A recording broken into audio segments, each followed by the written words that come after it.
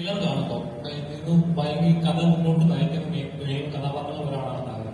ശരിക്കും എന്താ പറയുക, ഒരു നമുക്ക് തന്നെ ഒരു മോട്ടിവേഷൻ കിട്ടുന്ന പോലെ അങ്ങനത്തെ ഒരു കഥാപാത്രമായിട്ട് ഫീൽ ചെയ്യും. ഇങ്ങനെ ഒരു അധികം സിനിമകളിൽ ചെയ്ത കഥാപാത്രങ്ങൾ ആ ഡെപ്തിലേക്ക് എത്തിക്കാൻ ചെറിയൊരു കാര്യമാണ്. ഈ കഥാപാത്രം ആവാനായിട്ട് എവിടെ ഇൻസ്പയർ ചെയ്യാനൊക്കെ അവിടെ റിയൽ ആളുകളെ ഇൻസ്പയർ ചെയ്യാനൊക്കെ ഉണ്ടായിട്ടുണ്ട്. അങ്ങനെ ഇന്നൊരാളൊന്നുമില്ല. നമ്മള് കേരളത്തില് കണ്ട് വന്നിരുന്ന സമരനായകന്മാരും അങ്ങനെ ഒത്തിരി പേര്, ഇന്നൊരാളും മാത്രമായിട്ട് ഞാൻ റെഫറൻസ് എടുത്തില്ല. അപ്പൊ നമ്മൾ അവര് കുറച്ചധികം പേര് നമ്മള് റെഫറൻസ് ആയിട്ട് എടുത്തിട്ടുണ്ട്. കാരണം ഇത്രയും സ്ട്രോങ് ആയിട്ടുള്ള ഒരു ലേഡിയാണ്.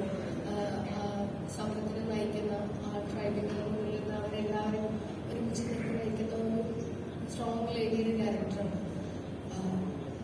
അതിന് വേണ്ടിയിട്ടുള്ള റെഫറൻസുകൾ നമ്മൾ എടുക്കുന്നു. ന്യൂസിൽ നിന്നാണെങ്കിലും യൂട്യൂബ് ചാനൽസുകളിൽ നിന്നാണെങ്കിലും.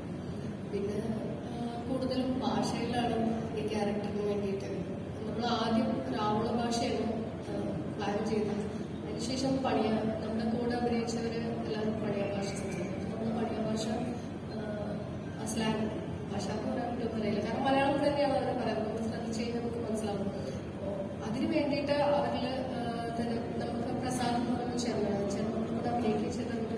ഡബിംഗ് ടൈമിലാണെങ്കിലും നമുക്ക് ഓരോ സ്ലാങ് കറക്റ്റ് ചെയ്യാനൊക്കെ പുള്ളി കൂടുന്നത് ഫുഡ് അവരും എൻ്റെ ഒപ്പം തന്നെ പണിയെടുത്തിട്ടുണ്ട്. അങ്ങനെ ഒത്തിരി പേരുടെ ഫുഡ് ഞാൻ ഒറ്റയ്ക്ക് എടുത്ത് ബുക്കില്ല. കാരണം എനിക്ക് അത്രയും സപ്പോർട്ട് ഉണ്ട്.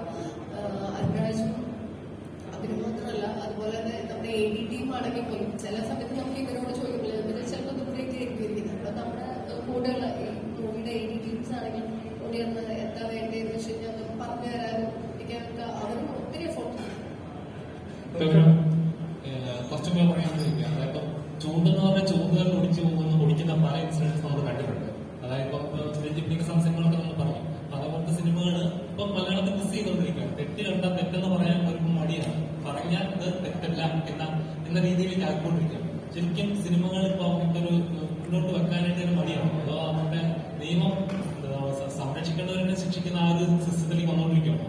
ആസ് എ ആർട്ടിസ്റ്റ് അത് തോന്നുന്നു അല്ലെ? എന്നും അങ്ങനെയൊക്കെ തന്നെയല്ലായിരുന്നോ? പിന്നെ നമുക്ക് ചെയ്യാനുള്ള സിനിമകൾ, നമ്മൾ ആഗ്രഹിക്കുന്ന സിനിമകൾ ചെയ്യുക എന്നുള്ളതല്ലാതെ ഇങ്ങനെ വരും വരായകളെ കുറിച്ച് നമ്മൾ അമിതമായിട്ട് ചിന്തിച്ചു കഴിഞ്ഞാലും നമ്മൾ ചെയ്യാൻ ചെയ്യാൻ ആഗ്രഹിച്ച കാര്യങ്ങൾ ചെയ്യാൻ പറ്റാതായി പോകും. അപ്പൊ ഞാനിങ്ങനെ അങ്ങനെ അധികം ഓവർതിങ്ക് ചെയ്യാറില്ലേ. സിനിമയിലും അതിനുമ്പോ ഞാൻ സിനിമയിൽ വന്നിട്ട് രക്ഷപ്പെട്ടില്ലെങ്കിലോ എന്ന് ഞാൻ എല്ലാ ദിവസവും ആലോചിച്ചിട്ടുണ്ടെങ്കിൽ ഒരിക്കലും രക്ഷപ്പെടില്ല. പിന്നെ കലയ്ക്ക് അത്രയും ഇൻഫ്ലുവൻസ് ഉണ്ടെങ്കിൽ സ്വാതന്ത്ര്യത്തിനേക്കാൾ ഉപരി അതൊരു കടമയല്ലേ. ഏറ്റവും കൂടുതൽ ആളുകളെ ഇൻഫ്ലുവൻസ് ചെയ്യുന്ന ഒരു കലാരൂപമാണ് സിനിമ. ആ സിനിമ എല്ലാ സിനിമയും സാരോപദേശ കഥയായിരിക്കണമെന്നോ അല്ലെങ്കിൽ ഒരു മെസ്സേജ് അതിന് വേണമെന്നോ ഒന്നും നിർബന്ധമില്ല. പക്ഷെ അതൊരു മെസ്സേജ് കൊടുക്കുന്നുണ്ടെങ്കിൽ അത് മാന്യമായിട്ടുള്ള ന്യായമായിട്ടുള്ള മെസ്സേജ് ആയിരിക്കണം.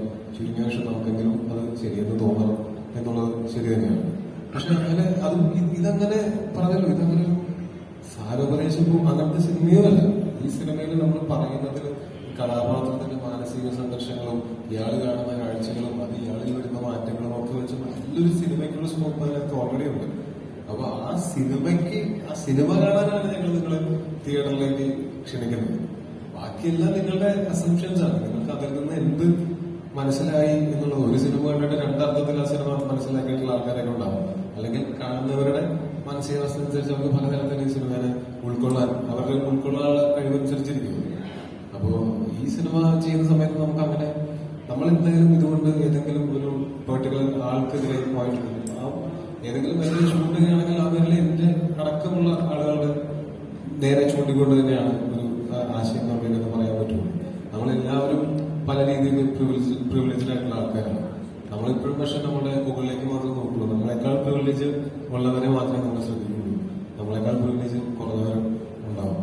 അപ്പോ അവർക്ക് ചിലപ്പോൾ ഇങ്ങനൊരു സിനിമ ചെയ്ത് ഇങ്ങനൊരു ആശയം പറയാനായിട്ട് പറ്റിയെന്ന് വരില്ല.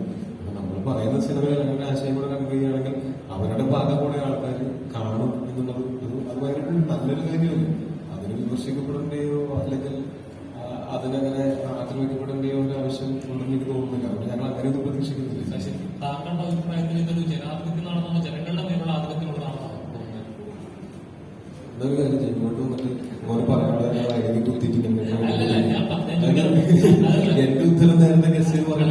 ചോദ്യങ്ങൾ ചോദിക്കാം. ഞാൻ ചോദിച്ചതാണ്. അതെ, എന്റെ ഉത്തരം ഇതാണോ എന്ന് ചോദിക്കേണ്ട കാര്യമില്ല. അധികാരത്തിന്റെ പുറത്ത് എന്തൊക്കെ നടക്കണമെന്ന് നമുക്ക് ചുറ്റും അറിയാം. കാരണം പല ഇൻസിഡൻസ് നടക്കുമ്പോൾ ആദ്യം ഒന്നും വെളിയിൽ വരില്ല, പിന്നെ അതിന്റെ പുറത്ത് പല കാര്യങ്ങളും വന്നിട്ട് അത് മറക്കുകയാണ് ചെയ്യുന്നത്. അതിനുശേഷം അവിടെ എന്താണ് നടന്നതോ പിന്നെ എന്താണ് അവരുടെ ജീവിതം പലപ്പോഴും അറിയാം. അപ്പം